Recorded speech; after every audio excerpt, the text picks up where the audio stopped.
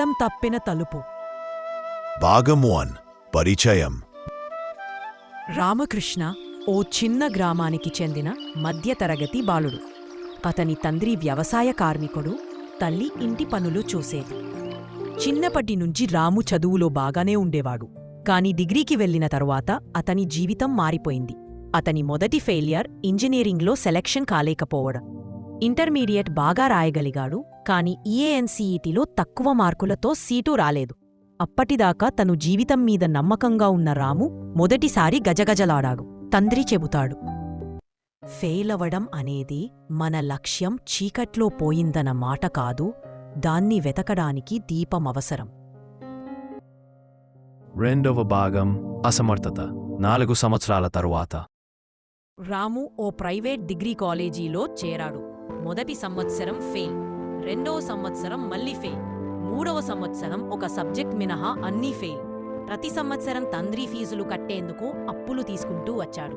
స్నేహితులు ఒక్కొక్కరుగా జాబ్స్కు వెళ్తున్నారు. రాము మాత్రం ఇంకా డిగ్రీ పూర్తి కాకుండా కాలేజీకి వెళ్తున్నాడు. అతను మానసికంగా విఫలమవుతున్నాడు. ఒకసారి అటెంప్టెడ్ సూసైడ్ కూడా చేసుకోవాలనుకున్నాడు. కాని తల్లి ఒక్క మాటతో ఆగిపోయాడు. మాకు నువ్వు కావాలి, నీ ఫలితం కాదు. భాగం 3 తిరుగుబాటు ఆత్మ పునర్నిర్మాణం. రాము జీవితంలో ఓ మలుపు వచ్చింది. ఓ రోజు రైల్వే స్టేషన్లో ఓ బుక్ స్టాల్ దగ్గర అపజయాన్ని ఓడించినవరి కథలు అనే పుస్తకం చదివాడు. అందులో doctor APJ Abdul Kalam, Thomas Edison లాంటి వారిలా ఎందరో వ్యక్తులు ఫెయిలియర్ల మధ్య నుండి ఎలా వెలిసారో వ్రాసి ఉంది. అది అతనికి మెలకువ. నాకు కూడా అవకాశముంది అనే నమ్మకం కలిగింది. అతను రోజు ప్లాన్ తయారు చేశాడు. తన బలహీనతలు గుర్తించి చిన్న చిన్న లక్ష్యాలుగా విడగొట్టి డిగ్రీ చివరికి పూర్తయింది. తక్కువ మార్కులతో అయినా పూర్తయింది. భాగం 4 కొత్త స్వప్నం గ్రూప్స్ ప్రయాణం. రాము పట్టుదలతో గ్రూప్ టీఎస్పీఎస్సీ కోసం సిద్ధమయ్యాడు. కాని మొదటి ప్రయత్నంలో ఫెయిల్, రెండో ప్రయత్నంలో మెయిన్స్ రాయలేకపోయాడు. మూడోసారి ఇంటర్వ్యూలో ఫెయిల్ అయ్యాడు. ఈ సమయంలో అతనికి ఒక్క మాట గుర్తొచ్చింది. విజయం అనేది గెలిచేదాకా ప్రయత్నం చేయడం కాదు, గెలిచే వరకు విశ్వాసాన్ని నిలబెట్టుకోవడం.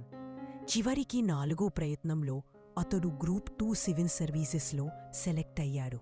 ఇంటికి వచ్చినప్పుడు తండ్రి మౌనంగా రాముని పట్టుకున్నాడు. కన్నీళ్లు వచ్చాయి, కాని ఆ కన్నీళ్లు అపజయం వల్ల వచ్చినవి కాదు, విజయానికి చెల్లించిన వాస్తవపు ఖరీదు. భాగం 5 సందేశం ఫెయిల్యూర్ అర్థం.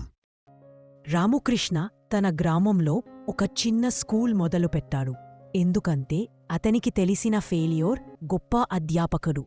ఫెయిల్ అవ్వడం తప్పు కాదు, కాని మనం లేచి నడవకపోవడమే నిజమైన అపజయం.